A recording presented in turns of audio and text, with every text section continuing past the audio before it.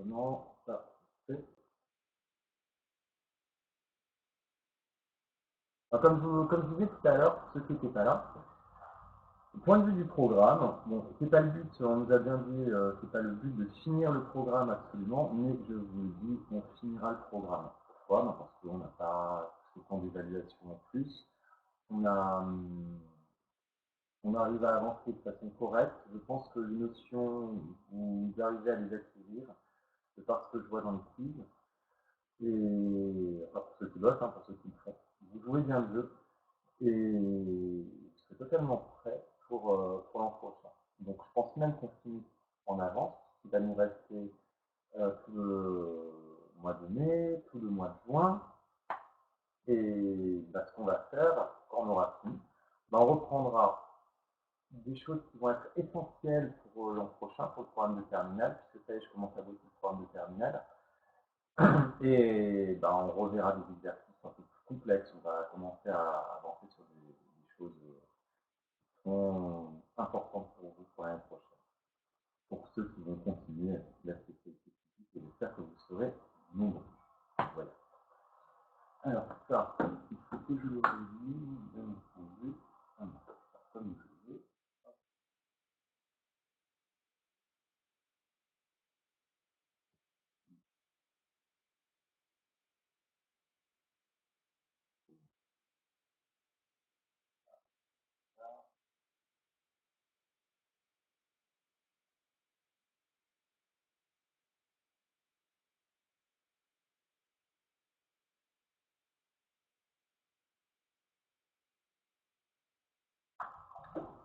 Parce que j'étais le mettre bonheur, donc je vais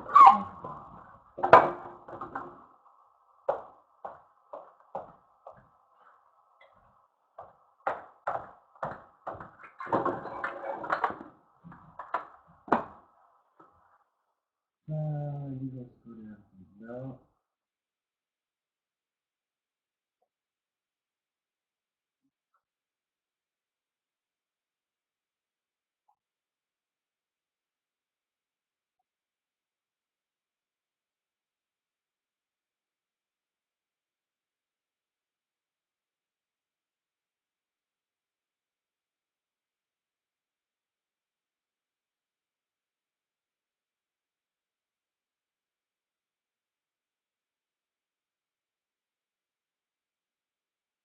Oui, oui, on va le continuer, le chapitre. On va faire un petit résumé, il n'y a pas de souci.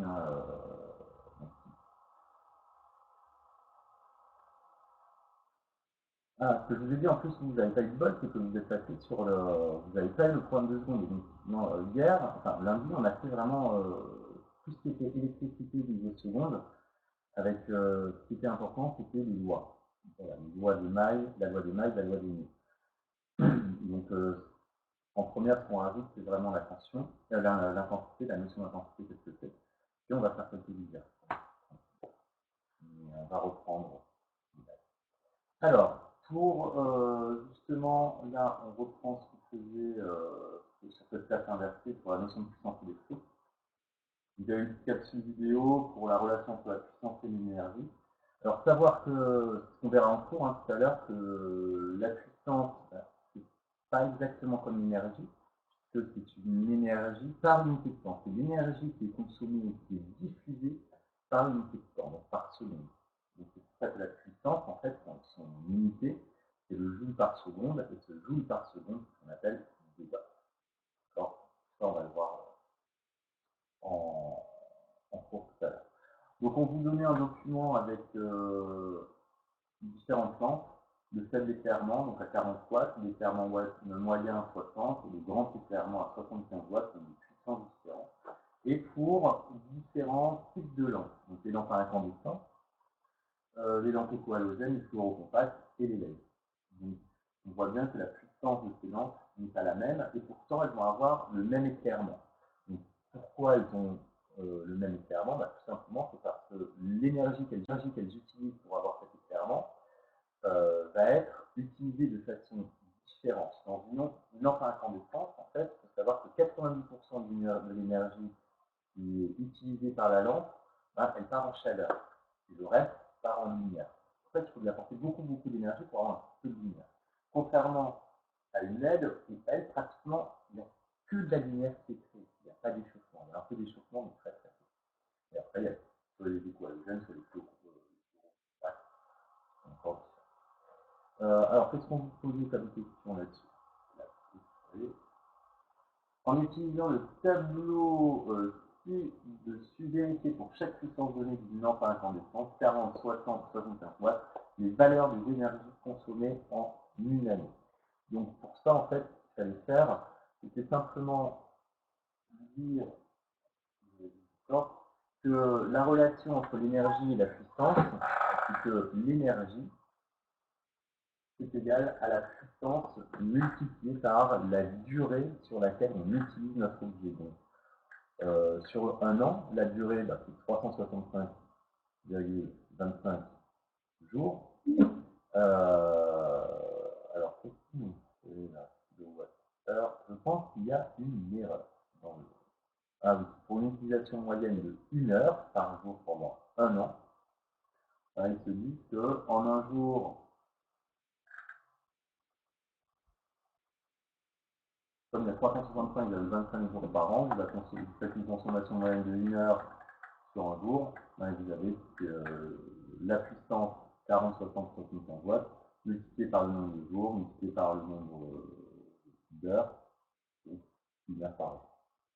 Et ce qui vous donne des énergies en kilowattheure. D'accord? Parce que vous avez une lampe qui était donnée, il me semble,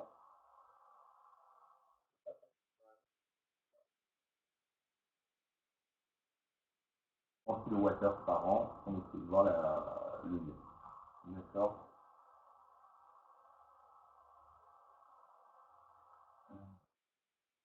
Voilà les réponses que vous devez trouver. Vous pouvez les exprimer d'une autre façon, les mettre en kilowattheure. Une autre expression, une autre unité de l'énergie, vous auriez pu utiliser quoi?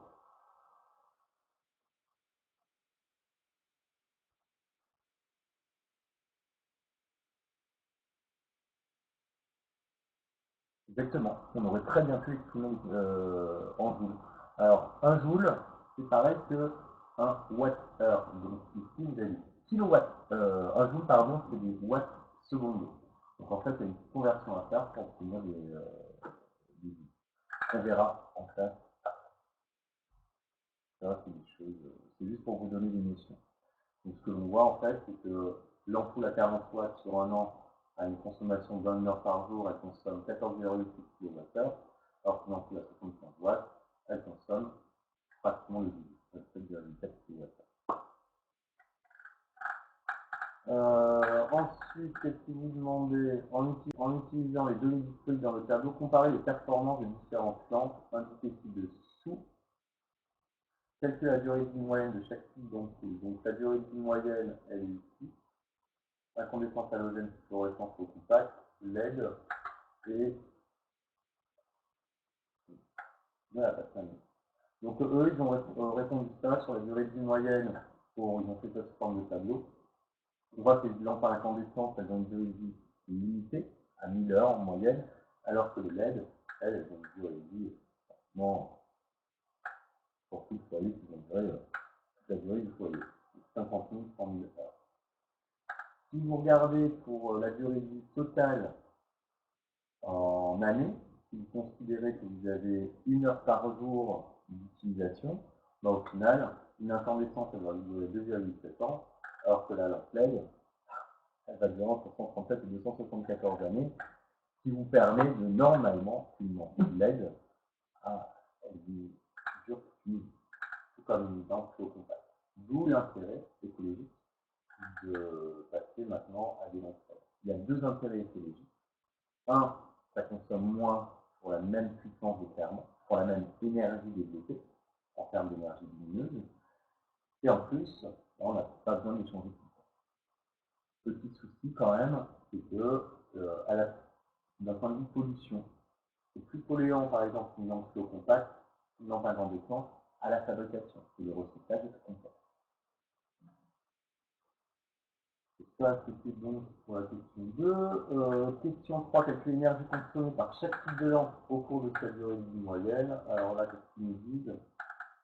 bah, vous avez juste à multiplier la lampe, la puissance avec la durée de vie moyenne. Et vous avez calculé ici. Vous avez 40 kWh, 56 kWh, 360 kWh. Ça permet de voir l'énergie qui est consommée sur toute la durée de vie. Question, c'est ça.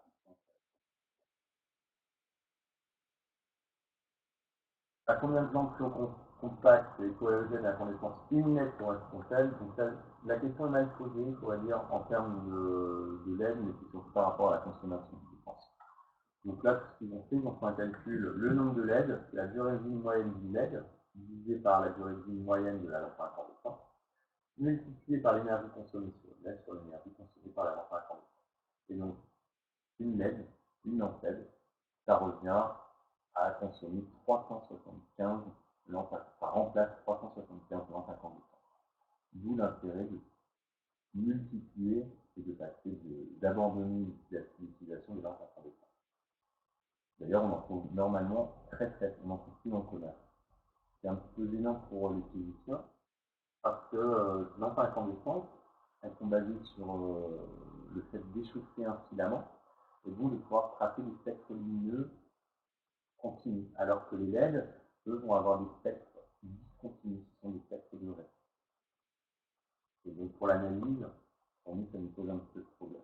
Donc tant qu'on peut encore le faire et vous montrer des spectres lumineux continus, bah, on le fera avec une lampe incandescente, sinon il faudra trouver un autre.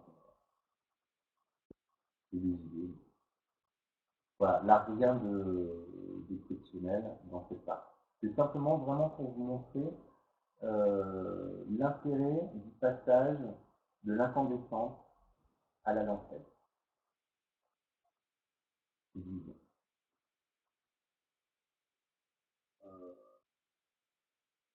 Voilà, après, on peut laisser au compact, lampe incandescente pour les étoiles halogènes, une lampe LED correspond à 26 étoiles halogènes. Les amis. Moi, je vous ai des questions déjà sur juste cette partie de puissance. Là, ce qui était important, c'est de savoir que représente la puissance et comment on la calcule à partir de l'énergie. C'est ce qu'on verra.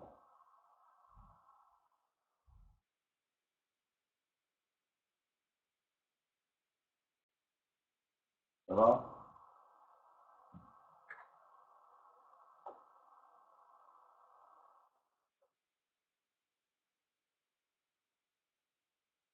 Oui. Ah, je pense que vous m'entendez pas bien. Alors ensuite, le rendement d'un convertisseur. Innovation. Supplément numérique, relation entre puissance et énergie, conversion d'énergie, etc. Je pense que vous l'avez regardé. Une ampoule est un convertisseur d'énergie. Elle convertit l'énergie reçue par transfert électrique depuis un réservoir en énergie lumineuse, sans S, et thermique, transmise à l'environnement. Construire le diagramme énergétique d'une ampoule en faisant du coup. Alors, on n'a pas fait le cours, mais il fallait qu'on vous garde un peu dans le cas. Qu'est-ce que c'est qu'un diagramme d'énergie?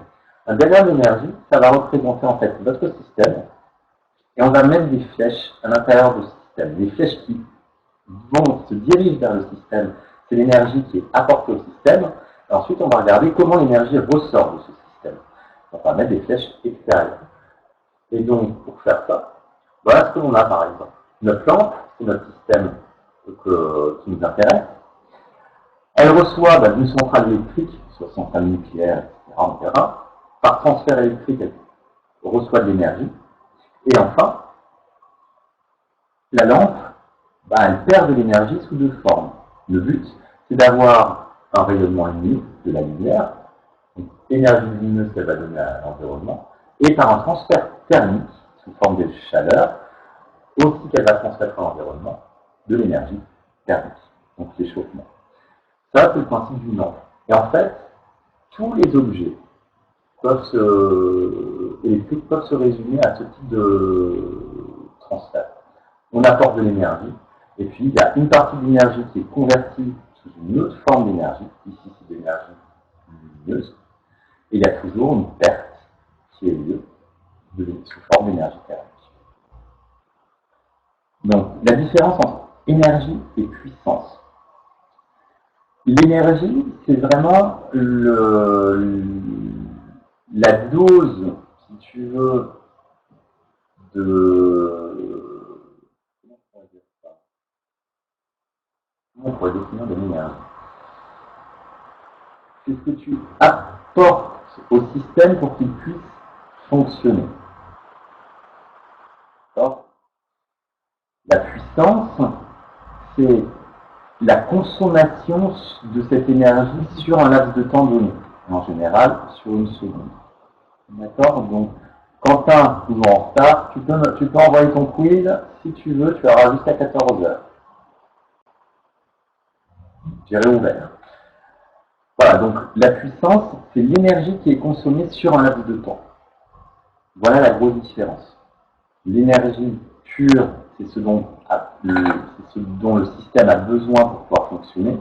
La puissance, c'est comment cette énergie est consommée et émise sur un laps de temps donné.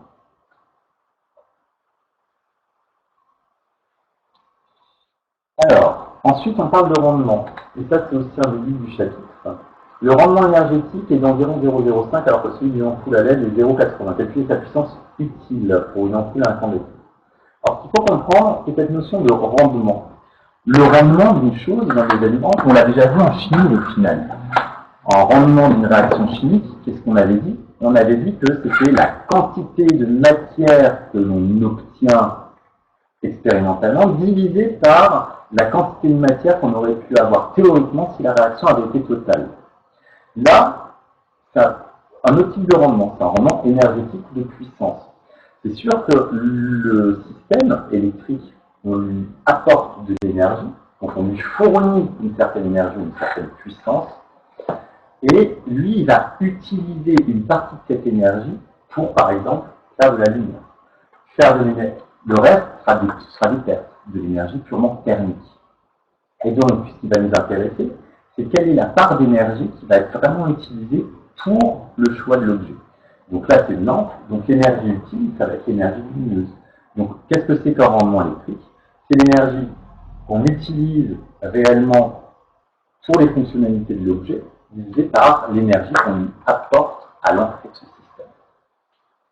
Et donc là, en fait, qu'est-ce qu'on avait? La puissance fournie au départ pour une lampe est de 15 watts.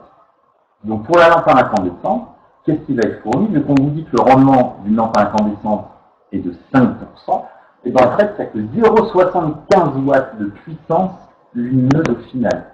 C'est-à-dire presque rien. Alors que pour une lampe LED, comme son rendement est de 80%, ça veut dire qu'il y a que 20% de l'énergie qui est perdue. La puissance utilisée sur les 15 watts que l'on donne au départ, c'est 12 watts. Alors que quand on donne 15 watts à une lampe à incandescente, il y a 11,25 watts qui partent en fumée, en chaleur. Des pertes totales. Voilà pour le rendement d'un convertisseur. Pareil, la notion de rendement, on va la voir dans le cours tout à l'heure. Si on compare les puissances utiles à combien d'ampoules à incandescence correspond une ampoule LED, bon là il faut faire un petit rapport. Si on compare une LED, ça correspond à 12 watts, alors que pour la lampe à incandescence, c'est 0,75. Donc on a 16 lampes, une LED, pareil que 16 lampes à incandescence. Beaucoup plus efficace. Mais là, on parle bien en termes de puissance utile. On ne parle pas de durée de vie. C'est différent. Quelle autre grandeur physique est utilisée pour comparer les différents types d'ampoules? J'aurais dit la luminosité. Voilà, l'efficacité lumineuse, ce qu'on appelle le flux lumineux. Son symbole, son unité, c'est les lumens. Et c'est en fait, c'est aussi une puissance, au final. Mais ça, je pense qu'on le verra peut-être en terminale, c'est même pas sûr. Voilà, rien de très grand. Et puis il y avait une synthèse, c'est pas une information. La synthèse, c'est facile. Voilà, c'est juste pour que vous arriviez à un petit peu dans ce cours avec une notion sur la puissance. Je vais rallumer. Et ce que l'on va faire, je vais reprendre un peu les cours qu'on a fait lundi.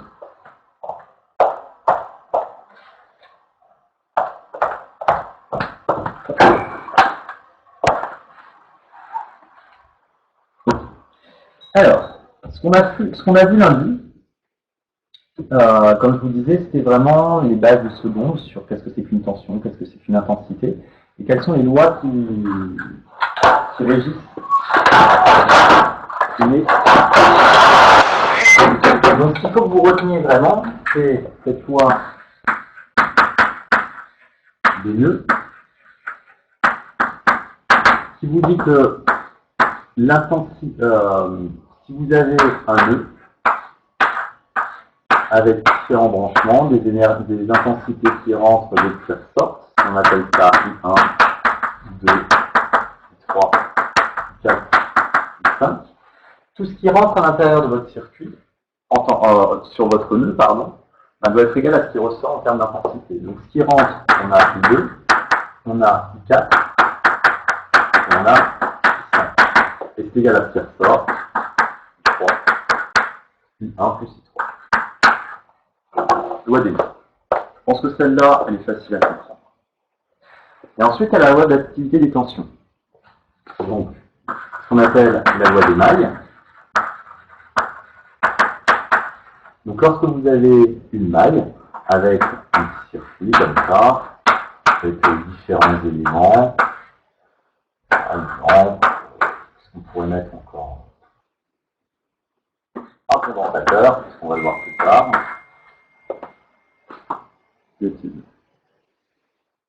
Ah oui, c'est vrai.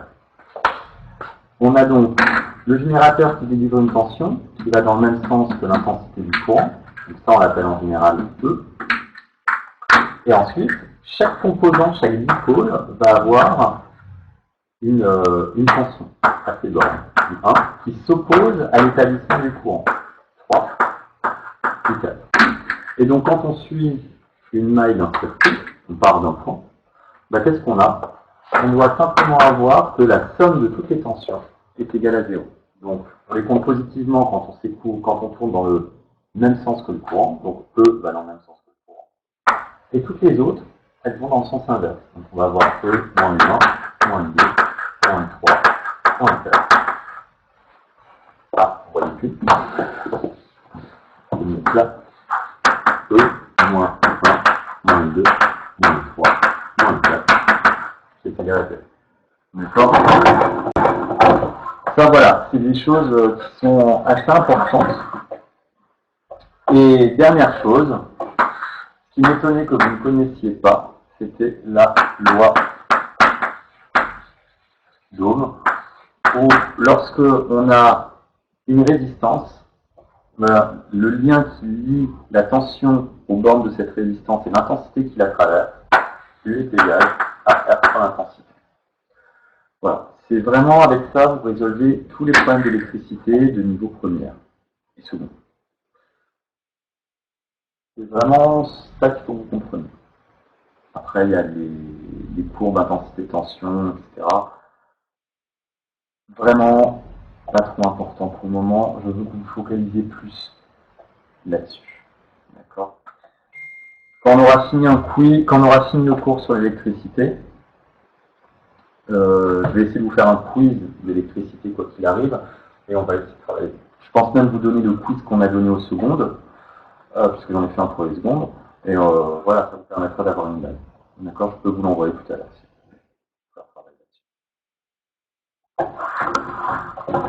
Donc voilà l'essentiel de ce qu'on a fait lundi dernier. Est-ce que vous avez d'autres questions là-dessus? Donc ça c'est le programme de secondes.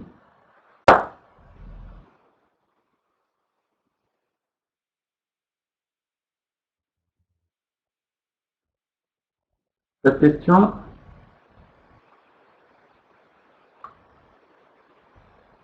Soit. Ce qu'on a vu ensuite et qui est important pour le problème de terminale, c'est la définition même de l'intensité.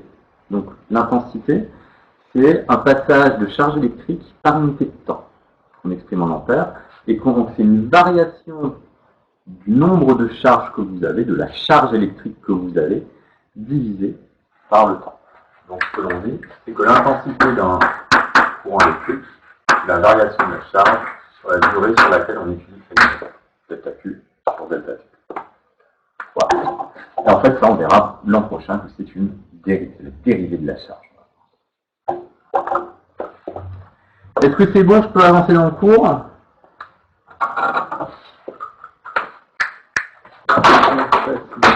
Tableau. Voilà. On doit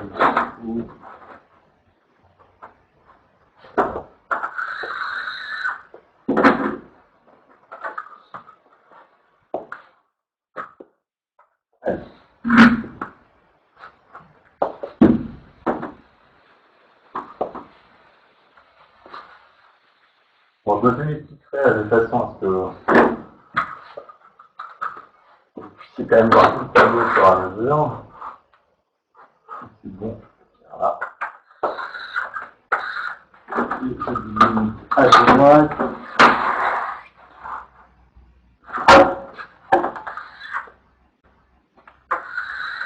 Oui, on est.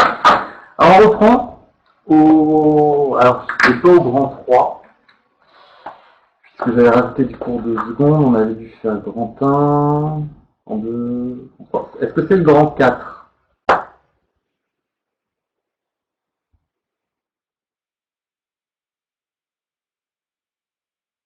1, 2, 5. D'accord, merci. Alors, grand 5.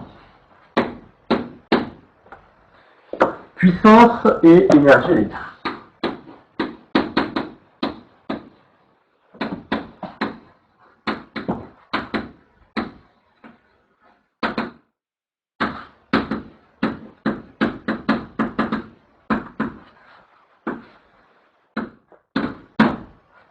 Donc c'est là qu'on va définir vraiment le lien entre puissance et énergie.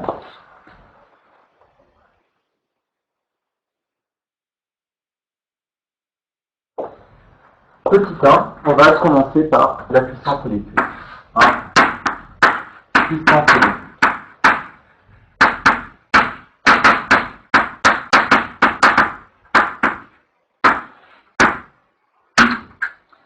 Alors, juste la relation que vous devez connaître, pour calculer une puissance électrique d'un système électrique, ça va être le lien en fait pour avoir la puissance. On va simplement dire que c'est la tension qui existe aux bornes de notre dipôle multipliée par l'intensité qui la traverse. Voilà la définition de la puissance. P est égal à Q fois P. P est exprimé en watts, de symbole W. U est en volts. G et I est en ampères. Symbole. Donc en fait, ce que vous pourrez noter à partir de là, c'est que 1 watt, c'est pareil que 1 volt ampère. Des volts fois des ampères. On n'utilise pas la notation volt-ampère, mais on dit que ce sont des watts. Donc ça, c'est juste la définition de la puissance électrique. P est égal à F watts. Définition à connaître. D'accord? Et ensuite, le lien avec l'énergie électrique.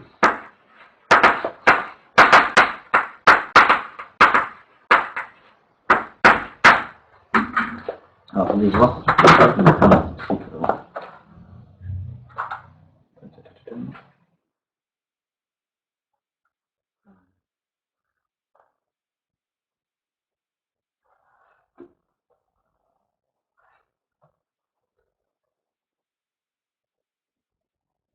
Comment on fait ça?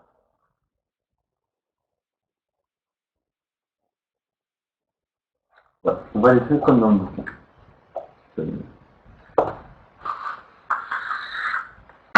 Alors, l'énergie électrique,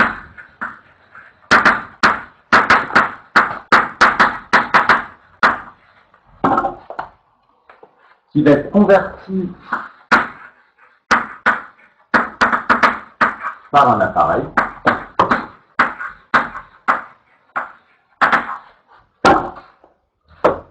électrique fonctionnant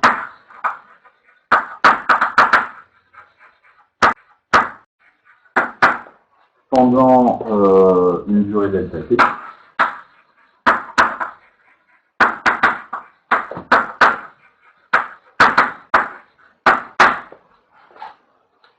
Est égal à E égal à la puissance multipliée par delta t.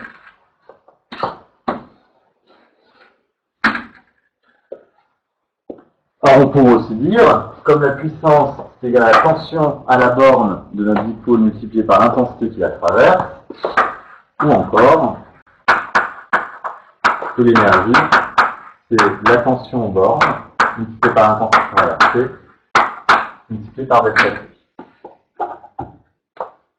Et comme I, c'est la variation de la charge sur la variation du temps, on pourrait aussi très bien dire que c'est U multiplié par la variation de charge. Ça, c'est plus sous forme terminale, donc arrêtez. Alors, ce qui va être important, ça va être les unités. Donc, E, c'est une énergie. C'est l'énergie en joule. Donc, l'unité légale de l'énergie reste le joule. Alors, c'est vrai que lorsqu'on a une facture EDF, on va plutôt parler en kilowattheure. On donne vraiment un résultat énergétique. Le kilowattheure correspond vraiment à l'énergie fournie.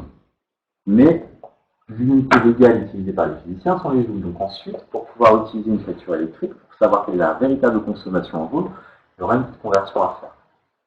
Ce n'est pas très complexe, puisque pour passer des kilowatts en heure en joules, il y a un facteur de 3600, puisqu'en une heure, il y a 3600 secondes. On va voir ce que c'est. Par la suite. P est en watts.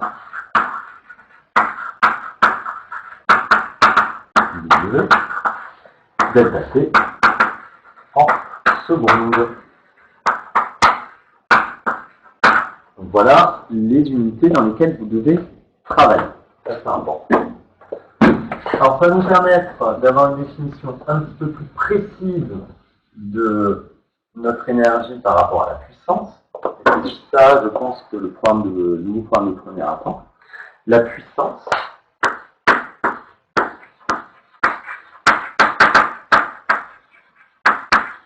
correspond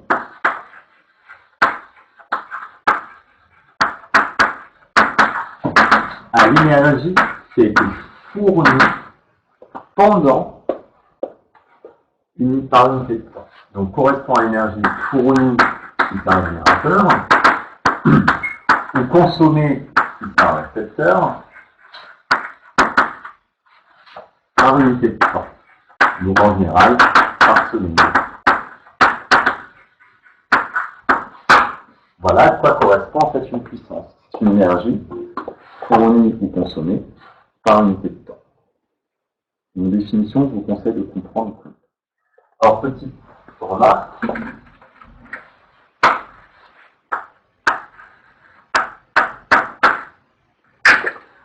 L'énergie, en général, on exprime sur une facture EDF,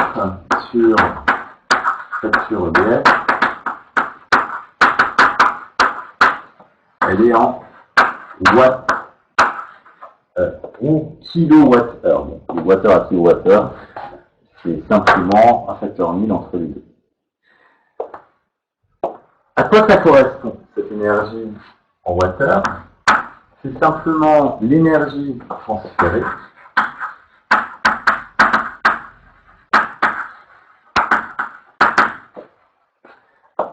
à une puissance P égale 1 watt pendant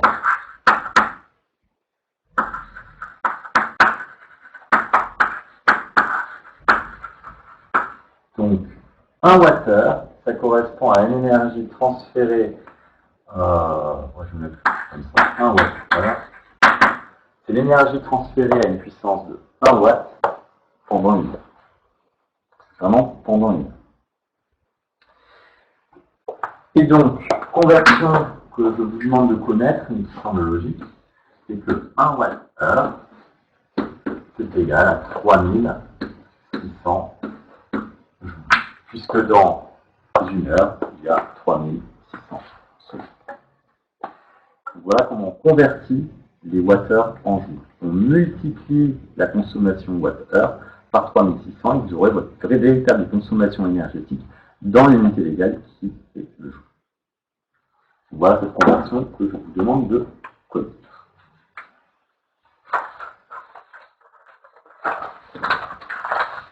Est-ce que ça va pour le moment?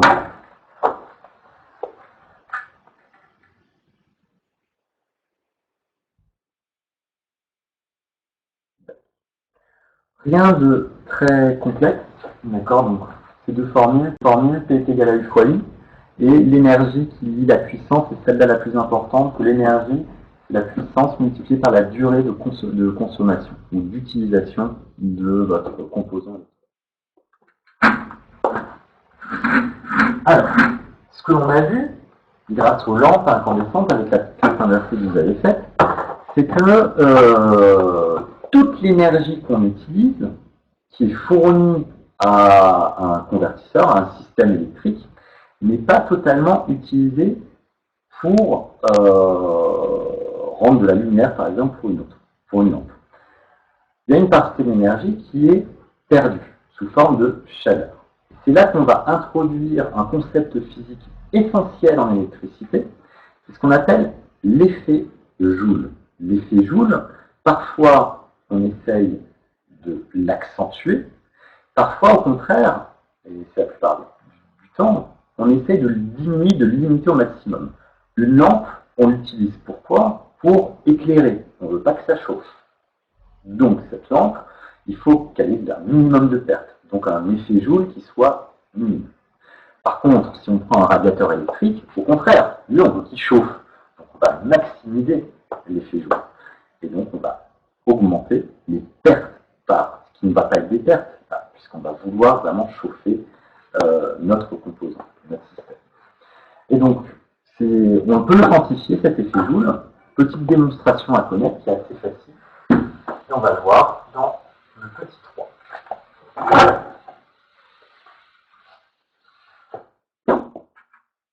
Alors, petit 3. Effet Joule. Avec un son. Donc, un dipôle oblique, c'est-à-dire un dipôle qui est résistif, qui a une certaine résistance. Tous les éléments électriques possèdent une certaine résistance à l'établissement du courant électrique. Donc, quoi qu'il arrive, même quand on a une lampe, on va aussi la représenter en plus avec une résistance qui est lui interne. Pourquoi? Parce qu'à chaque fois, il y a des pertes. Et c'est en fait cette résistance interne qui crée justement ces pertes énergétiques. C'est parce que le système est résistif à l'arrivée du courant électrique qu'il y a une déperdition énergétique par effet Joule. Donc à partir du moment où vous avez un dipôle ohmique qui contient une résistance interne, forcément, il va y avoir des pertes calorifiques, des pertes par effet Joule. Donc un dipôle ohmique convertit l'énergie qu'il reçoit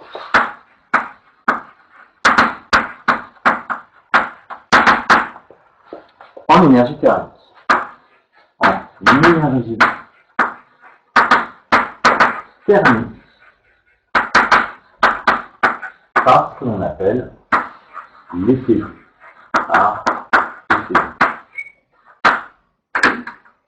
Donc c'est vraiment une conversion de l'énergie en énergie thermique. Vous avez de l'énergie électrique au départ, cette énergie électrique, elle est convertie en énergie thermique.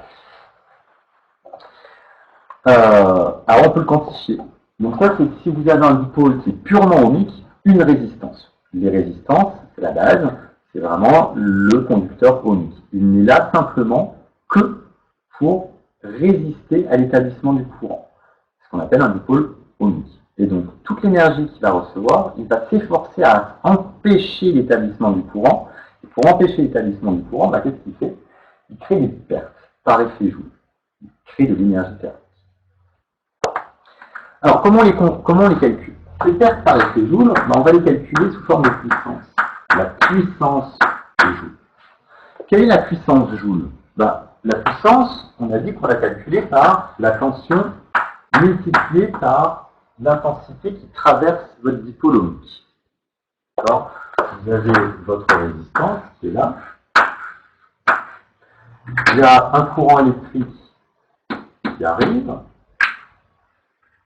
Et forcément, réaction du dipôle ohmique, il se crée une différence de potentiel, donc une tension aux bornes de cette résistance.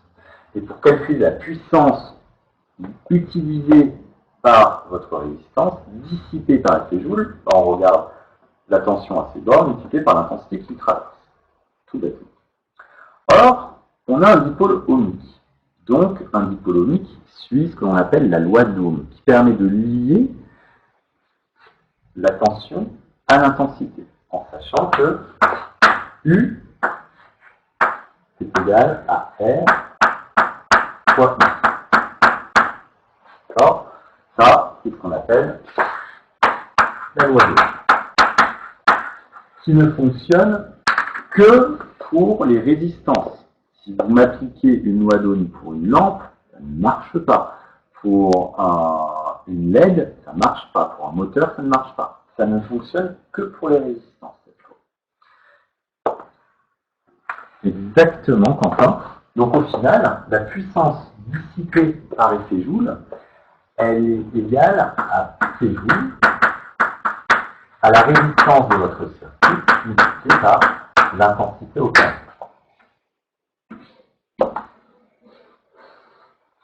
Donc c'est vrai que si vous avez un fort courant électrique qui traverse votre résistance, là vous allez avoir beaucoup de pertes par effet Joule. Donc il faut minimiser ces pertes. C'est pour ça qu'il vaut mieux travailler avec des courants faibles, de faible intensité. Sinon, vous avez dans vos circuits électriques beaucoup d'échauffement. C'est ça, j'ai pas compris. Il convertit l'énergie qu'il reçoit. Oui.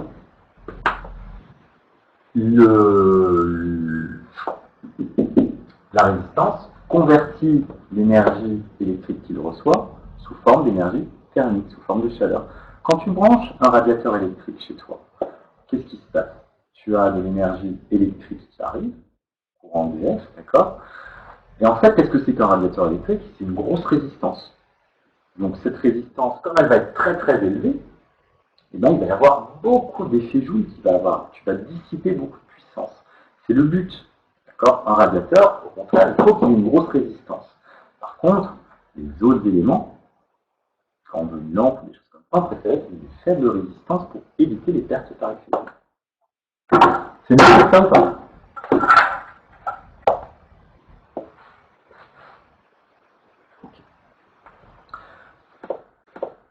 Alors, donc ça c'est la puissance dissipée par effet Joule.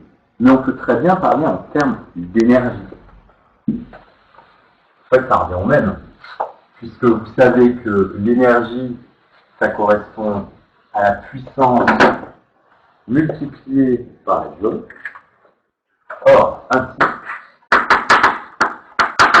l'énergie dissipée par effet Joule est égale à la puissance dissipée par effet Joule sur la durée d'utilisation. Soit que E Joule va être égal à R I carré delta T. D'accord? Donc voilà ce que vous devez connaître pour cette puissance Joule dissipée par effet.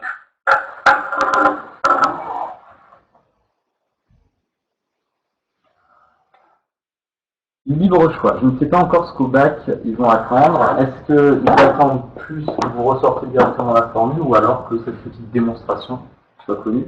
Personnellement, je préférais que vous sachiez redémontrer ça à chaque fois. Qu'est-ce que c'est que la puissance dissipée? Qu'est-ce que c'est que l'effet Joule? C'est l'énergie ou la puissance perdue à cause d'un conducteur ohmique, d'un dipôle ohmique. On dit juste, reprenez la définition de la puissance, fois I. Or, la tension au bord d'une résistance, c'est la résistance multipliée par l'intensité, donc la puissance dissipée par effet Joule est R carré. D'accord? Voilà ce que vous devez vraiment connaître. Que vous dire d'autre? sur la puissance en énergie, rien de mieux. Voilà. Et avant de passer justement au convertisseur, est-ce que vous avez des questions sur puissance et énergie?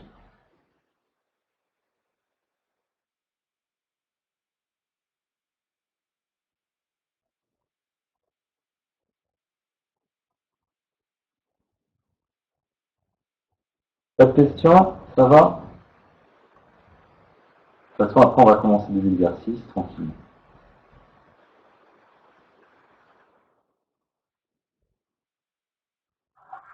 Merci Alice de répondre, je me sens moins seul. Alors, on va passer à la dernière partie, le grand flux. Convertisseur et rendement.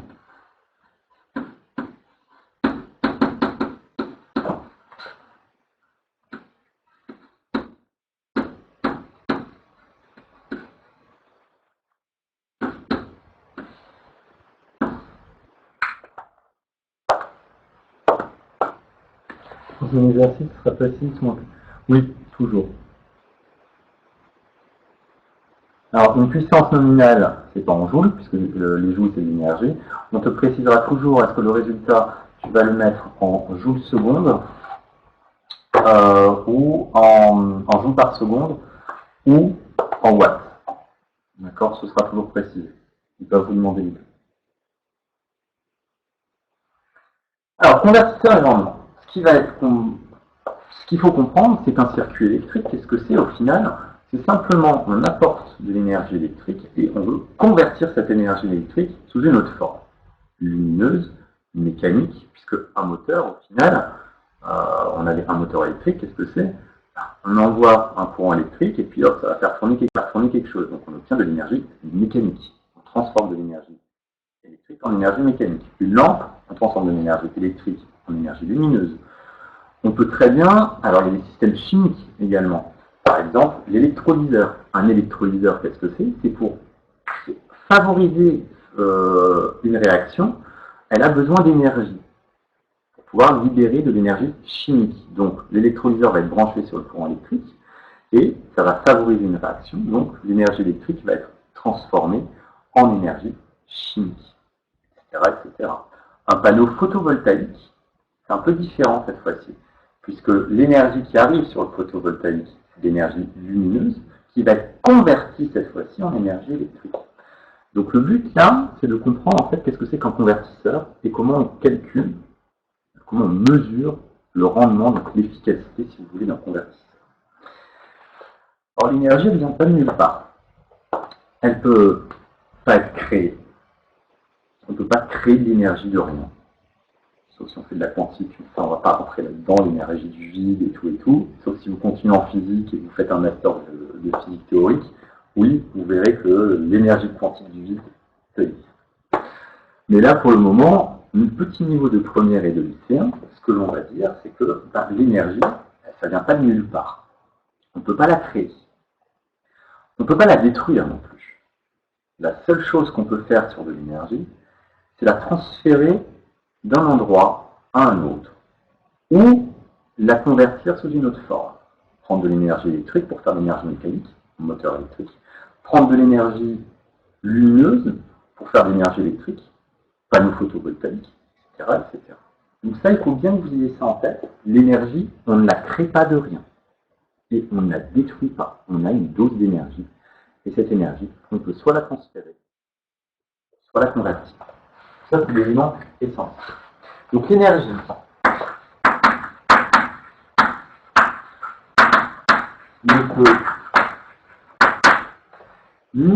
peut être ni créée,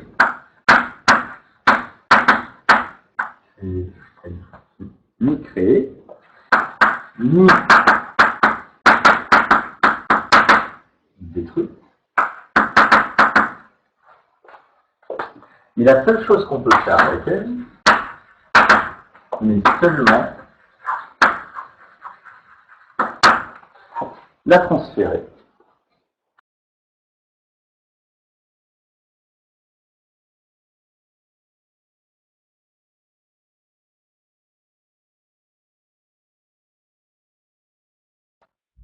Ça, on l'a récupéré? Vous m'entendez? Vous me voyez? Ok, il y a eu un bug. Ouais, rien ne se perd, rien ne se crée, tout se transforme, exactement. C'est le principe de Lavoisier, non pas appliqué à la chimie, mais cette fois-ci à la physique énergétique. Donc, l'énergie ne peut être ni créée ni détruite, mais seulement transférée.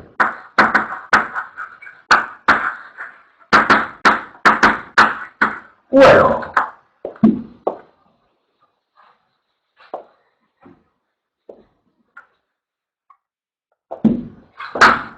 convertie sous une autre forme. Sous une autre forme. Rien ne se crée, rien ne se perd, tout se transforme. Lavoisier, on retrouve encore les principes fondamentaux de la physique et de la chimie.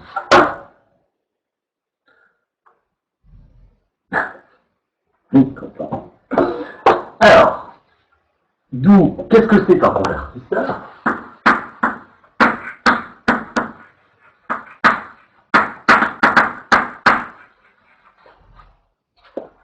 Ça transforme un type d'énergie en une autre. Un convertisseur transforme un type d'énergie en une autre.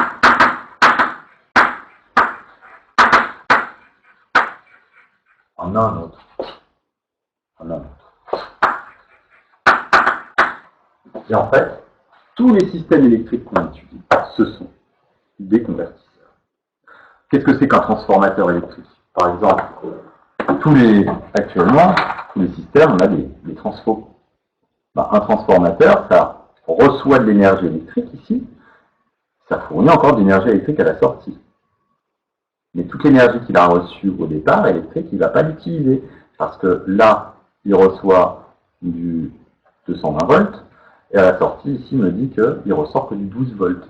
Donc c'est sûr que si on envoie du 220 volts sur un système qui a besoin que de 12 volts, le système, il ne va pas aimer. Donc on est obligé de convertir. Et là, c'est convertition électrique vers électrique. Pas beaucoup d'intérêt. Alors, le fonctionnement d'un transformateur, ça on l'étudie beaucoup plus précisément en supérieur. En fait, il y a des bobines, etc. Et il y a un phénomène d'induction. Vous laisserez voir plus tard si vous fonctionnez là-dedans. Alors, comment on représente justement un convertisseur du point de vue des diagrammes énergétiques?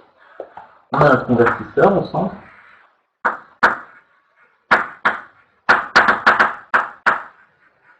D'accord.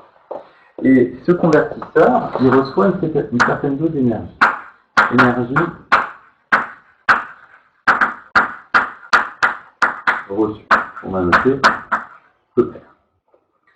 Ce convertisseur, il va prendre une partie de cette énergie et l'utiliser en fonction de ce qu'il doit faire. C'est ce qu'on appelle l'énergie utile. Note E. Et malheureusement, tout convertisseur, il y a des pertes. Parce qu'il y a de l'énergie qui se dissipe, que l'on perd à cause de différents phénomènes à l'intérieur de notre système. Donc ça, c'est l'énergie dissipée.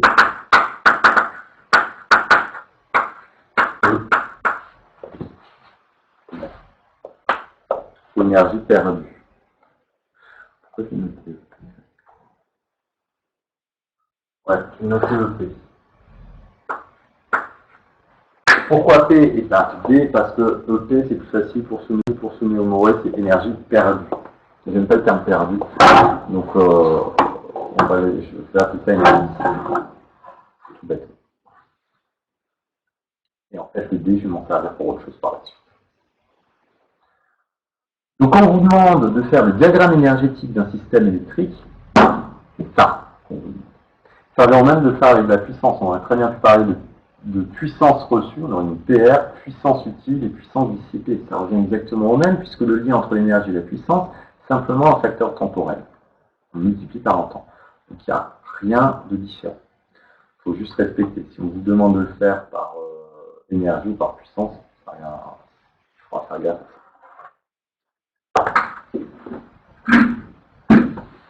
ça, par exemple, en quiz, je pourrais vous faire un dessin de ça. Alors, vous pouvez faire des cercles et tout, il n'y a pas de problème. Ce ne sera pas top, mais ça marchera quand même. Alors, le rendement de la conversion, et c'est ça qui est important, on appelle. Alors, il y a deux notations, d'accord? Soit on note R, soit on note état. Moi, je préfère la lettre grecque, état. On appelle état, lettre grecque, état. Je vous avais dit que vous allez devoir apprendre votre alphabet grec au fur et à mesure. Il va y en avoir de plus en plus en physique. Et l'an prochain, on va en rajouter plein. Le epsilon, le bêta, le chi, le phi, le delta. Enfin, le delta, vous connaissez déjà. Donc, on appelle état, comment j'avais dit ça? Le rendement de conversion.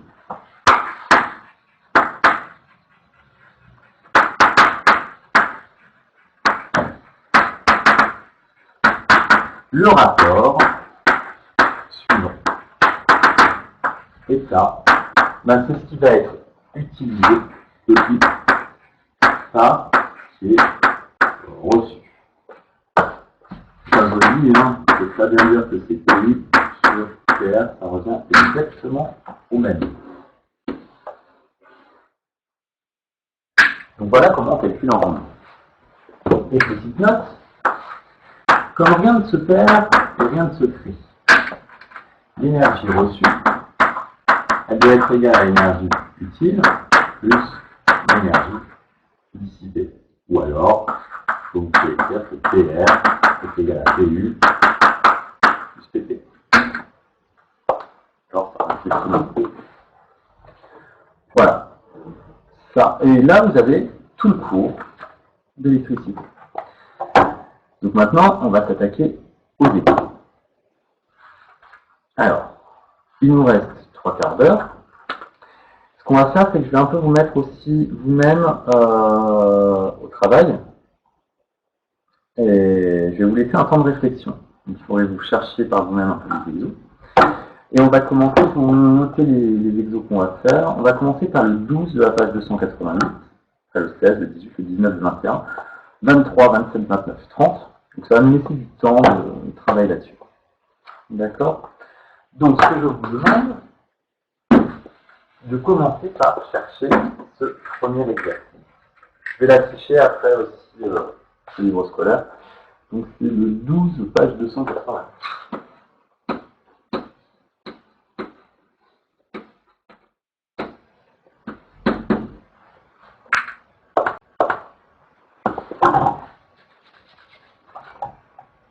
Alors, est-ce que vous avez des questions sur l'ensemble du cours?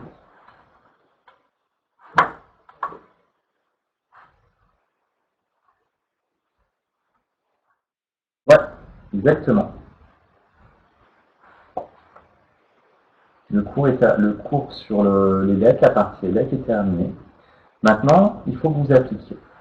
Donc, j'aime bien ce mode de fonctionnement, j'avoue, cours, TD, cours, TD. Donc, malheureusement, on ne peut pas faire de TT.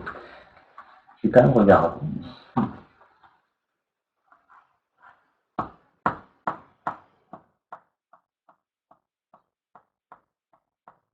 C'est pas.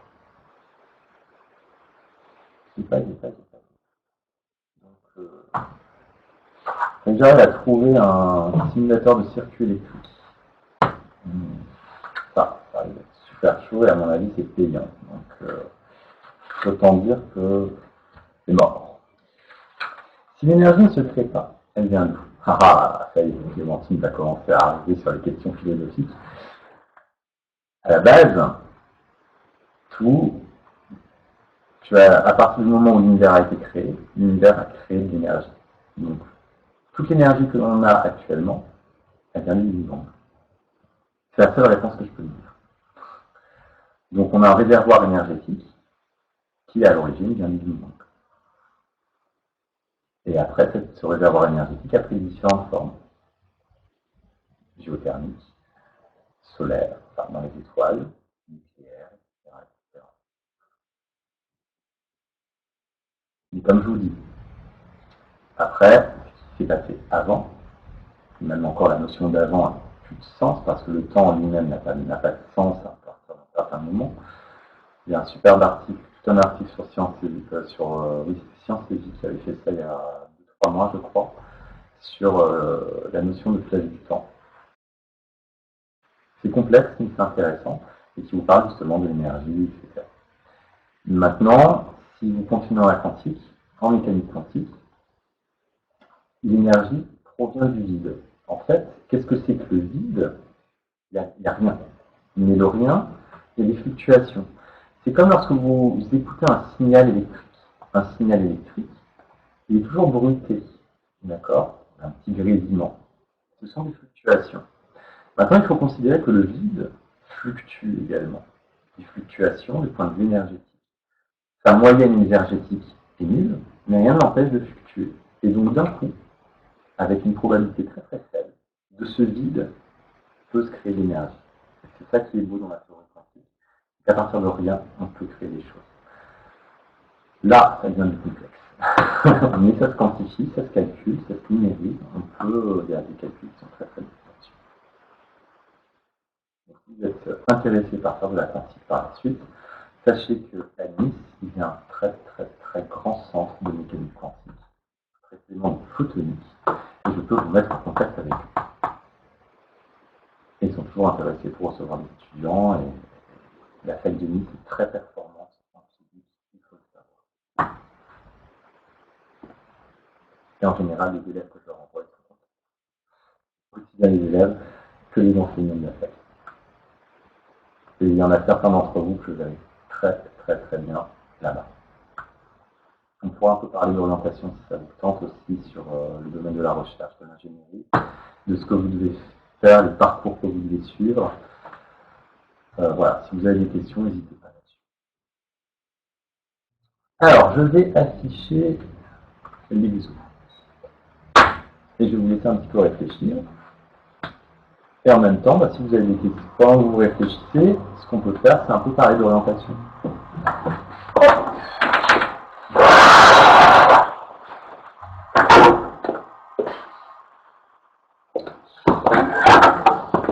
Hello.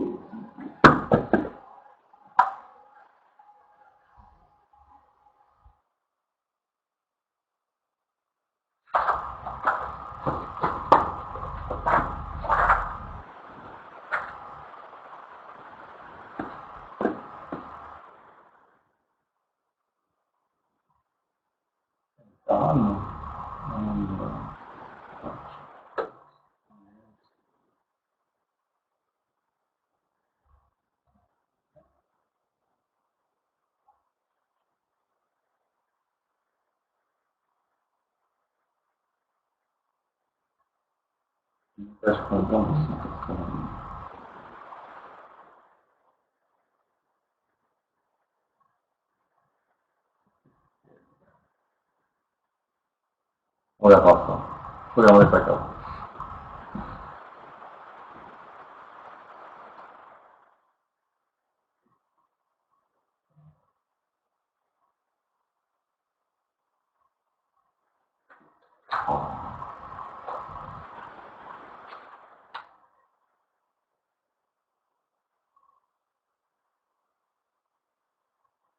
Ouais.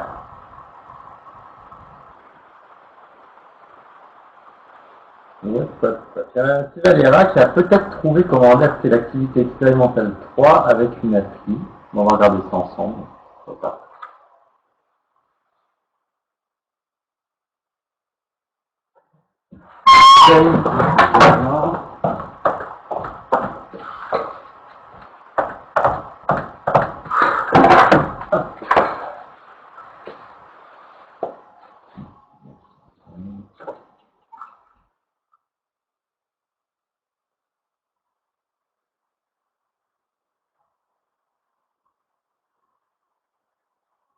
Page 288. J'aurais bien accédé.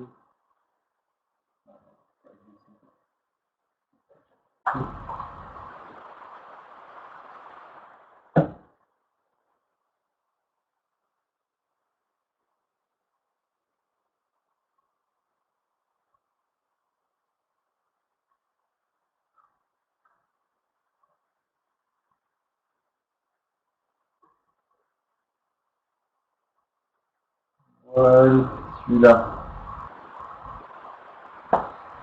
Alors, calculer une vitesse de déplacement des électrons. Le graphique ci-dessous représente l'évolution de la vitesse de déplacement globale. Plus l'intensité est élevée, plus les électrons vont vite. Puisqu'on a bien vu que l'intensité est élevée, plus les électrons vont vite.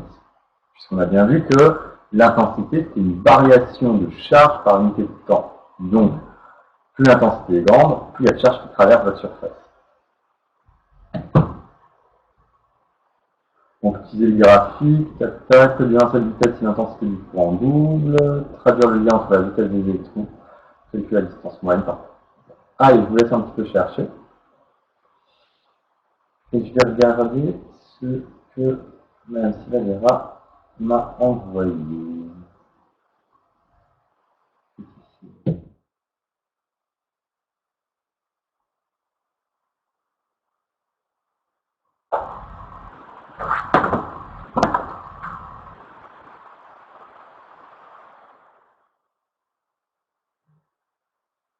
Animation 48.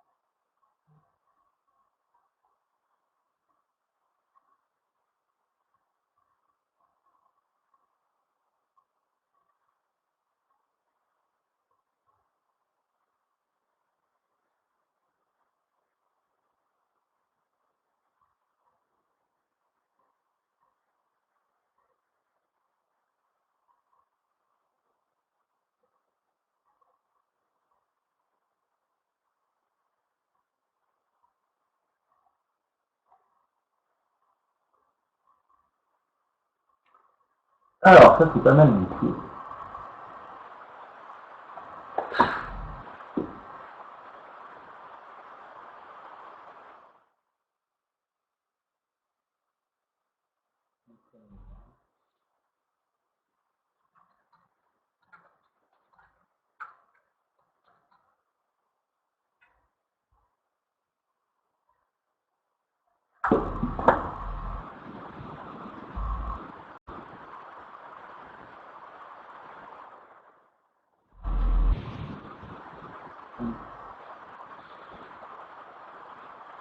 Donc là, vous avez une animation sur le moteur électrique que vous allez pouvoir accéder et on va peut-être pouvoir faire l'activité expérimentale numéro 3 avec ça. On va faire quelques exos et je pense que la semaine prochaine, on va essayer de faire ensemble cette activité expérimentale, voir ce qu'on peut en dire. Ça pourrait être sympa, vraiment. Ça pourrait être un truc cool à faire. Puisqu'après, qu'est-ce qu'il nous reste? Il nous reste énergie mécanique, des ondes, et puis un peu de synthèse en chimie. Autant vous compreniez bien tout ça.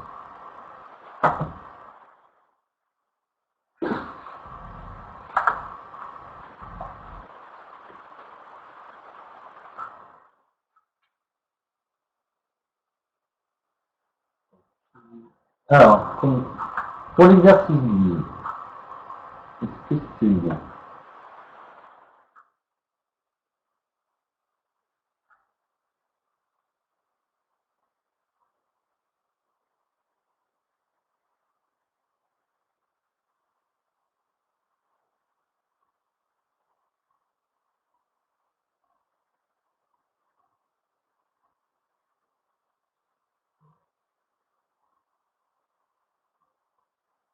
Tu as raison, Carole.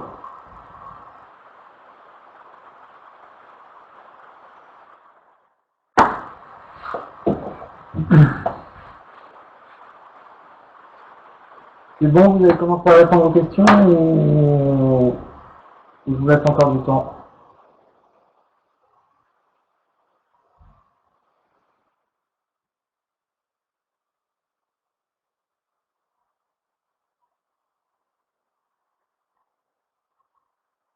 Alors, on va répondre à la première. En utilisant le graphique donné la valeur de la vitesse de déplacement des électrons, j'arrive pas à trouver la page. 2, 8, 8, Clémentine. Peux-tu écrire 2, 8, 8.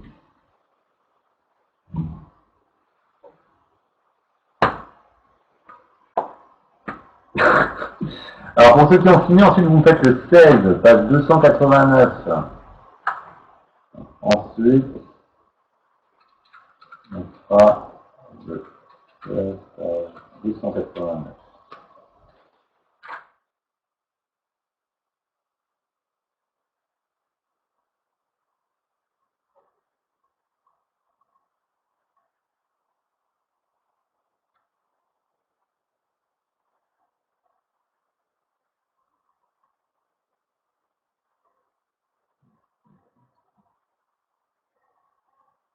Alors, comment on va faire pour faire ça correctement?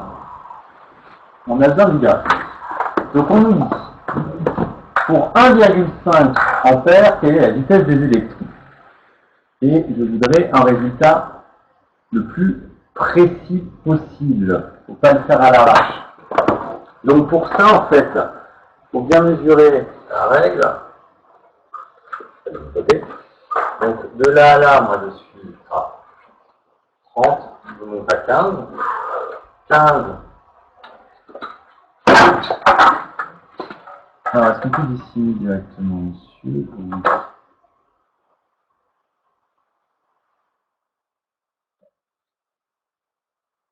Donc, 1,5 ampères, je me place au milieu.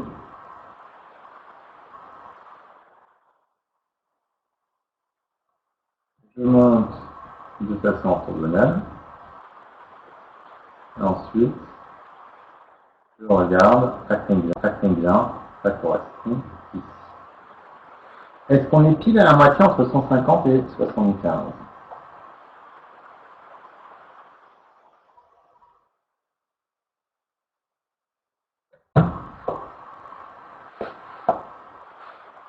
Donc on a une précision de mesure qui peut vous dire qu'on est à peu près à combien?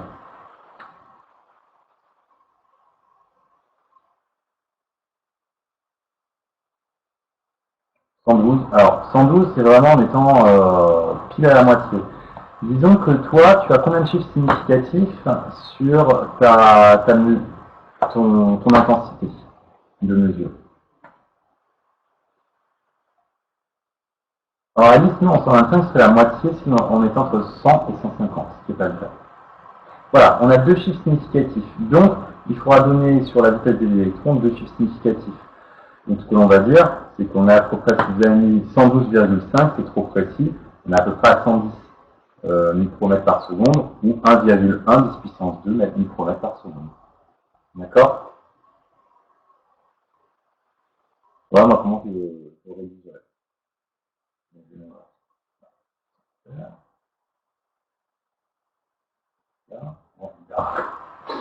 Un peu mal foutu là.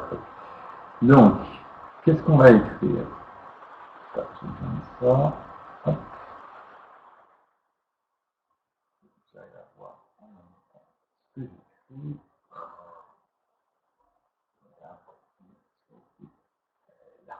Voilà. Donc, ce qu'on dit, c'est que d'après une graphique,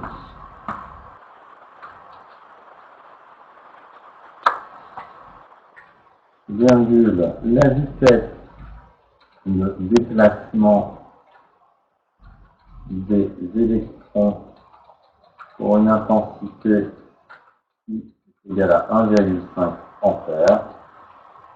Et je ne peux pas agrandir.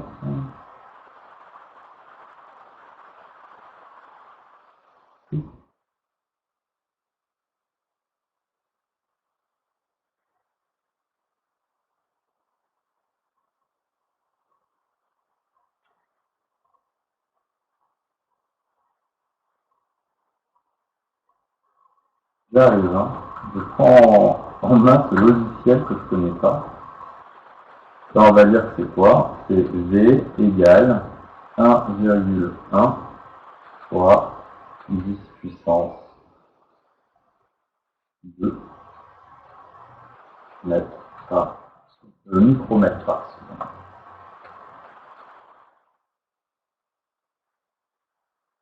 Ça vous va?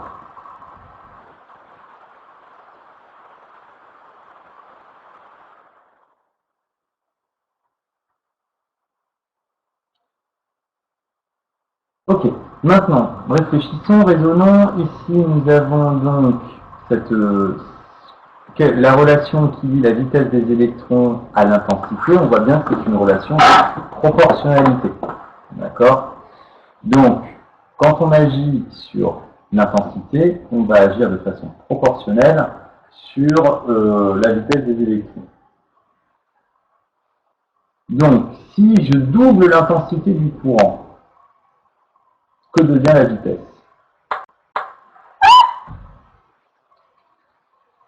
Elle double également. Parfait.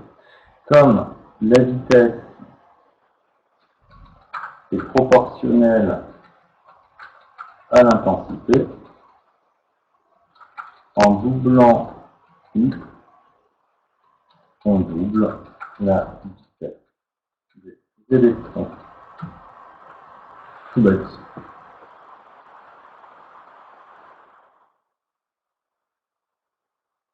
Alors, pour la 3, c'est là qu'on veut une formule mathématique.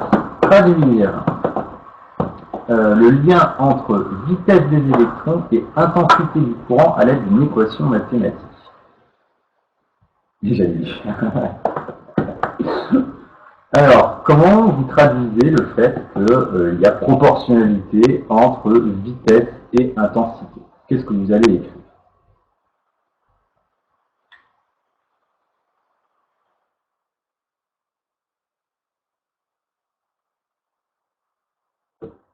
On va regarder comment ça fonctionne, leur petit truc de fonction.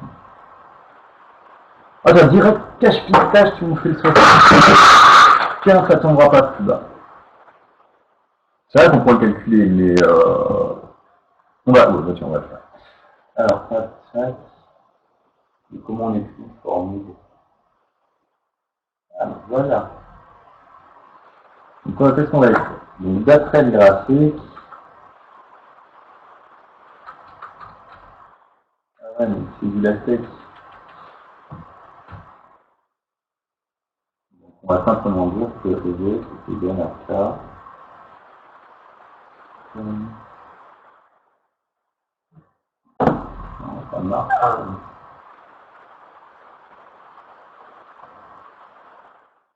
Il ne doit pas nous dire.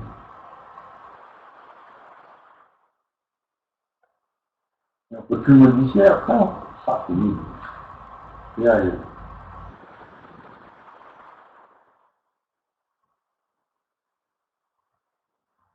Donc, V est égal à K fois I. Ouais, j'aime pas les faire du tout comme ça.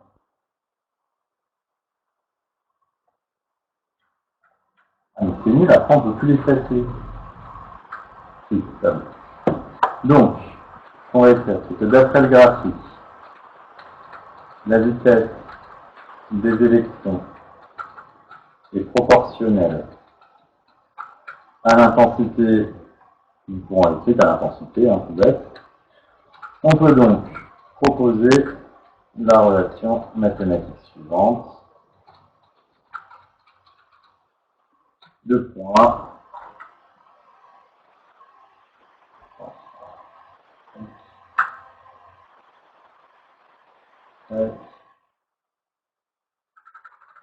Et c'est là qu'on va écrire qu'il faut. Alors, en fait, pour écrire là-dedans, j'ai l'impression qu'il faut savoir utiliser la TeX. Donc la TeX, c'est un langage d'écriture de formules mathématiques qui est basé sur l'anglais et sur ce qu'on appelle les hashtags, les hashtags, les barres de torsion, les anti-slash. Ouais. Et moi, ça marche pas, mais ça va pas me faire apparaître.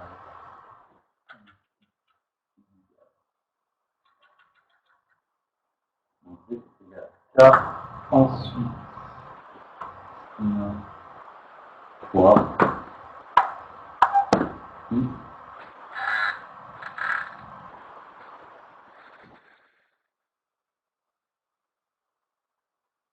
Je vais donner pas au bon endroit. Intensité suivante. Voilà, c'est ça que je veux. Donc, avec K, constante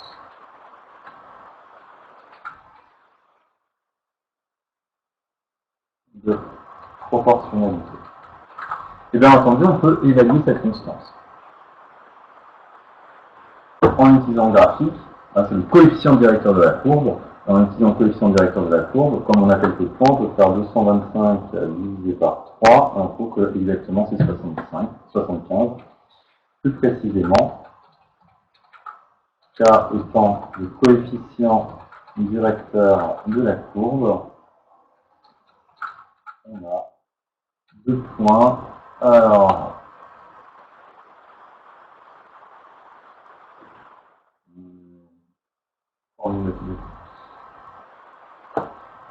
K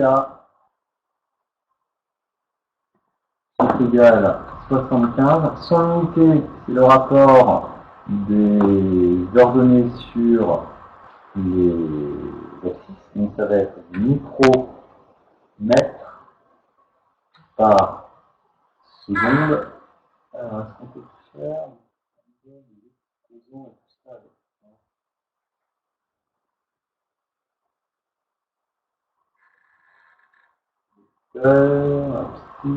prime.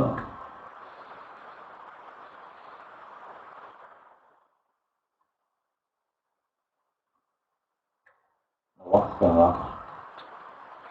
Ouais, ça marche, c'est le chapeau. Par seconde et par ampère.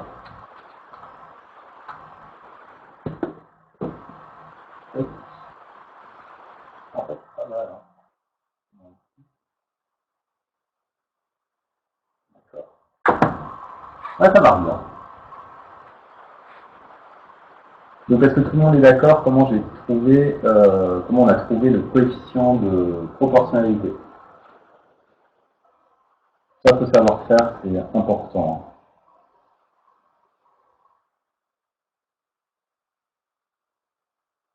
Enzo nous a dit vitesse sur intensité, c'est constant, en effet.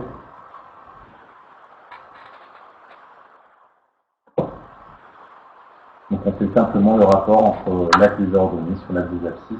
Et pour avoir l'unité, n'oubliez pas, vous faites l'unité de l'ordonnée, donc micromètres par seconde, sur l'unité de l'abscisse, qui est les ampères, donc ce sont les parts ampères.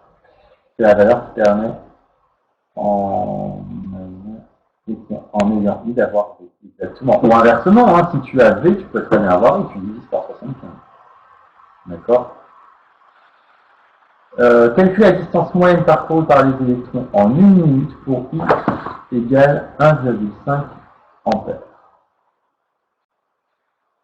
Alors, nous, on a une vitesse qui nous est donnée en micromètres par seconde. Et là, on a 1 minute. Donc, il va y avoir un facteur 60 à écrire. D'accord? Donc, dans 1 minute, il y a 60 secondes.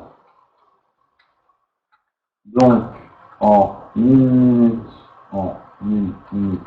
à 1,5 ampères, les électrons auront parcouru I,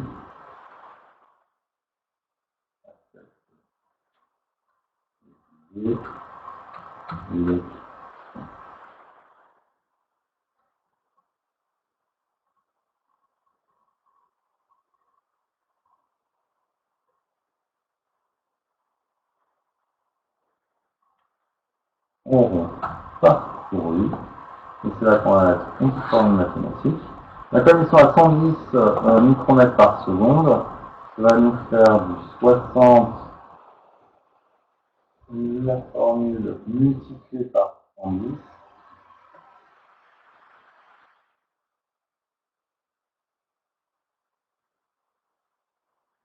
Qui nous fait du 6600 micromètres.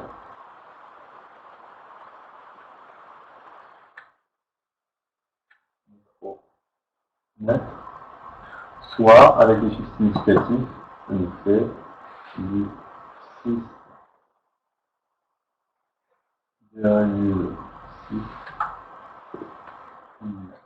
Alors, théoriquement, on peut ajouter un espace si je fais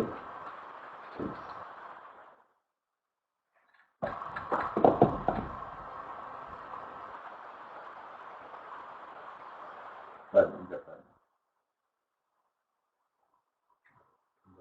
Voilà.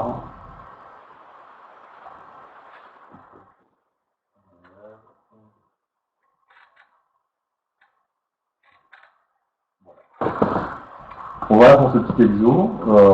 Rien de compliqué, c'est un exercice de démarrage. Des questions?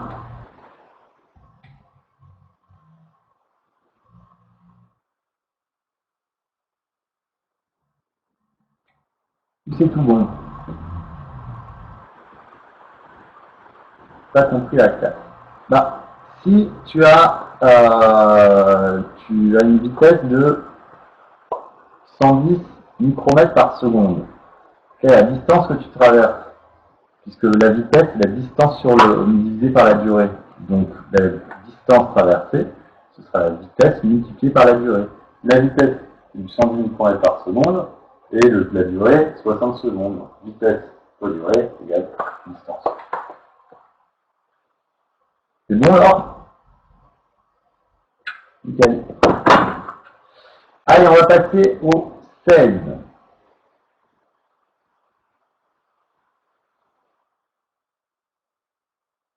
Dissipation par effluve. Pas mal.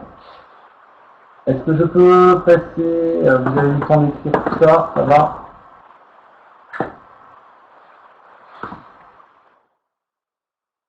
Monsieur Maisonnière, on se bouge. Ça, on va pas vite, hein.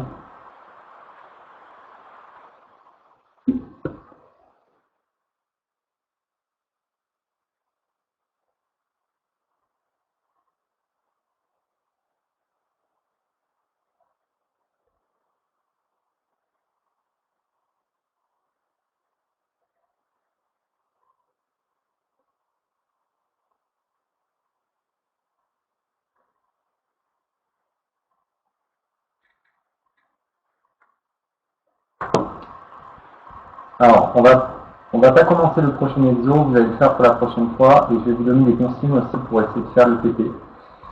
Comme ça vous faire un peu manipuler. C'est pas des vrais manips, mais c'est toujours ça. Je suis obligé de rallumer. Mathis, c'est ça, c'est bon.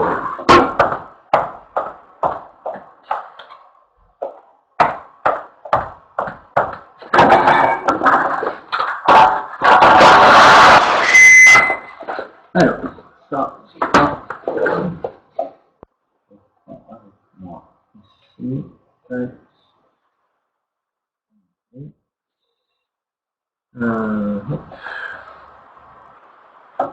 alors déjà, je vais vous donner tous les exercices qu'on va faire en priorité dans ce chapitre. Et après, donc, vous les cherchez au rythme que vous voulez, il n'y a pas de problème. On a le temps. Il va y en avoir beaucoup, hein, mais on ne va pas tout faire d'un coup. Vous avancez, mais on va les faire en cet ordre. Donc après, on va faire le 16, page 289, le 18, page 289, le 19,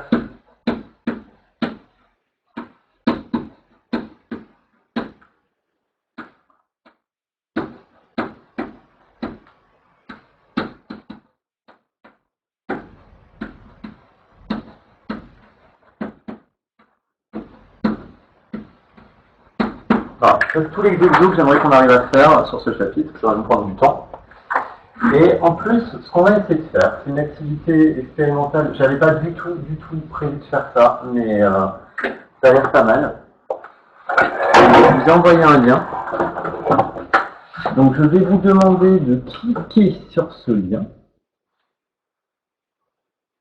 Je vais le mettre. Tac. Il est là. Voilà. Cliquez sur ce lien. Activez.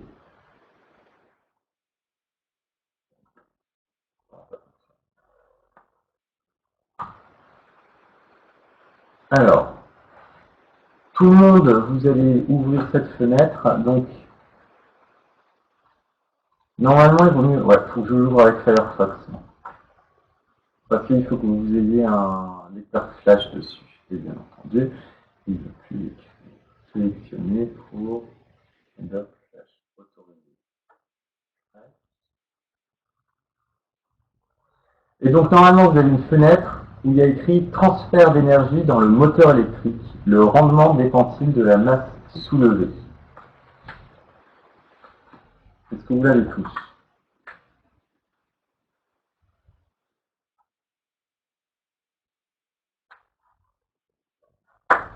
D'accord. Donc vous cliquez ensuite sur la flèche.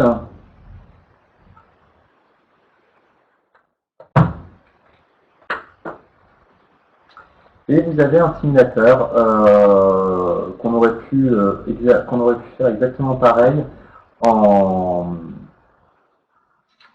TP direct. Et donc, vous allez dans les consignes, et ce qu'on va vous demander, c'est de donner l'expression d'énergie électrique consommée par le moteur. Comme ça, vous savez le faire. Donner l'expression d'énergie mécanique mise en jeu pour élever un objet de masse M du motorage. Alors ça, vous ne savez pas encore, puisque c'est le chapitre d'après. Mais c'est pas grave, ça, je vais vous le donner. Okay. En fait, quand vous voulez soulever un objet qui a une masse M et que vous voulez le soulever d'une certaine hauteur, bah, j'ai rien. Sur tablette, tu fais glisser en bas, on a quelque chose. Normalement, ça marche sur tablette, il vous faut flash. Si jamais vous allez sur un ordi, si vous avez accès à un ordi. Alors, je vais vous dire comment l'obtenir, cette animation. Donc, déjà, ça correspond à quelle activité du cours, du bouquin? Ce sera l'activité 3, page 282.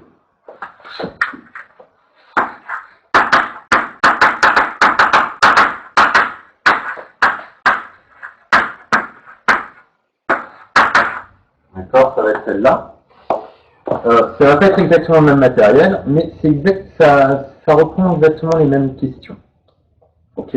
Et donc, ce que l'on vous dit, c'est que l'énergie nécessaire pour élever une... On a ça? Bah oui, mais on n'a pas ça. Après, c'est pas grave, il faudra juste sur votre tablette que vous mettiez un lecteur flash et vous allez vous arranger. Mais, donc, pareil, on va essayer de le faire ensemble. Ce que je ferai, je commencerai par ça la semaine prochaine. D'accord? Et donc, la seule chose que je vous demande, que je vais vous donner comme indication, c'est pour élever une masse M du moteur H, il faut fournir l'énergie, on appelle de l'énergie potentielle, ETP, est égale à M fois G fois H avec G, comme d'habitude, qui vaut 9,81 newton par kilo. D'accord? Et donc sur cette animation, ce que vous allez pouvoir faire justement, c'est exactement ce qui est demandé, comment évaluer le rendement énergétique d'un dispositif. Et vous allez voir en fait que le rendement énergétique va dépendre aussi de la charge de la masse. Plus ça va être lourd à soulever, plus il va y avoir de déperdition sous forme d'effet Joule, et donc plus le rendement va être faible, tout bêtement. Et c'est ça que je voudrais que vous arriviez à mettre en œuvre grâce à cette animation. D'accord? Donc voilà ce qu'on va faire pour la semaine prochaine. Ça en priorité. D'accord? Ça va vous permettre Donc, je vais aussi vous expliquer comment est-ce qu'on trouve le site. Donc, sur un navigateur quelconque, vous allez sur PPCL. Ouais. Caroline. Oui. Bonjour à tous. Sur vos tablettes, il vous faut installer par le player, le Play Store, vous devez installer FlashFox et avec ça, vous pouvez utiliser l'animation. Ça fonctionne. D'accord. Flashfox. Donc sur vos tablettes, vous installez. Oui. Et avec FlashFox, il ouvre comme si c'était un Chrome, par exemple, et ils vont sur PCCL, ils font première, animation 48, et ils ont le TP en ligne. Une heure et c'est l'animation 48. Ils vont se retrouver avec ce que tu leur as expliqué, ils appuient sur la flèche violette, et ensuite ils ont le TP comme sur un ordi. Parfait. PCCL, pas PCCL. Oui, PCCL. Et ce qu'ils doivent mettre sur le Play Store, c'est FlashFox. Et dedans, ils ont le Flash Player qui leur est nécessaire.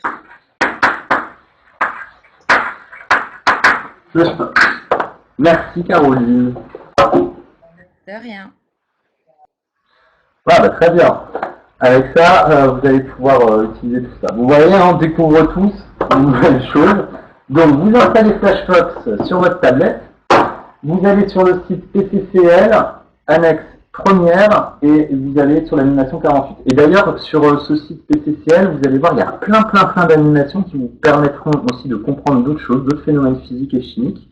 Je vous invite à aller le consulter. Et c'est un site qui est ultra intéressant.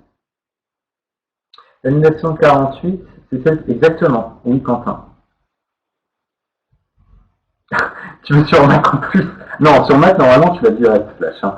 Avec Chrome, normalement, sur Safari, ça marche. Hein. Moi, ça marche sur mon Mac. Voilà. Donc, on va essayer de faire ça. Ça peut faire un petit TP. Malheureusement, j'aimerais bien faire la tension Bambi, un bilan de puissance, mais ça va être difficile. Je vais trouver des trucs. Sur un montage et tout. On va voir. On va bien s'arranger.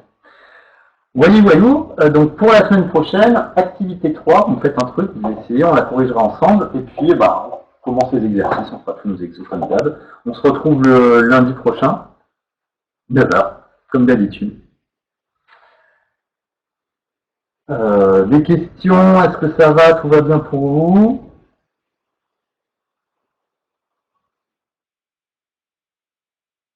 Je pense que vous avez entendu le ministre, que les lycées, on ne sait toujours pas à quelle sauce on va être mangé, de toute façon, ça ne sera pas avant fin mai, et en plus, ce sera d'abord les lycées pro.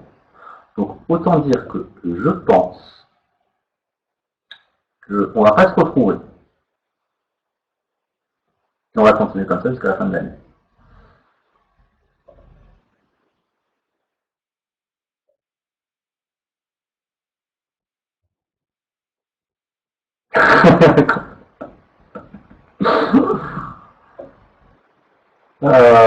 Tout à l'heure, je vais vous envoyer le quiz que j'ai fait faire aux secondes.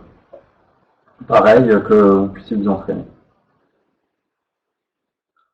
C'est ça, le bac de français, il n'y aura pas, ce sera une note.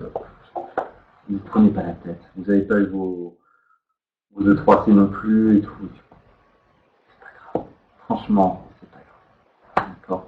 On sait comment vous bossez, on voit comment vous évoluez et c'est ça le plus important. C'est sûr qu'on ne va pas faire passer des gens dans le supérieur, accepter des vœux avec des élèves qui n'ont pas de niveau. Donc on sera bienveillant, mais on connaît vos niveaux. Et on sait ce que vous valez, donc ne vous inquiétez pas pour ça. Mais je ne pense pas que tu auras un bac de français.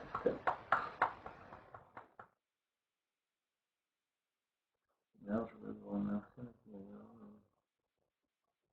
Oh, Annie, c'est gentil. Non, je ne vous serai pas en retard l'an prochain. Ça, je suis super content. Je pensais même pas qu'on arriverait à faire autant de choses, donc ça marche. Et moi, je vous remercie en tout cas parce que vous suivez et vous accrochez et ça se passe bien. Voilà. Mais vous pouvez pas savoir comment ça me fait du bien, moi aussi. Vous êtes adorable.